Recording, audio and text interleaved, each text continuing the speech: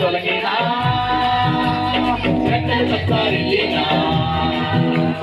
పర్వతములు తొలగిన మెట్టలు తత్తరిల్లిన ప్రభు కృప మమ్మును విడువదుగా పర్వతములు తొలగిన మెట్టలు తత్తరిల్లిన ప్రభు కృప మమ్మును విడువదుగా ఎక్కలేని ఎక్కైన కొండలు ప్రభు మాటలు హల్లెలూయా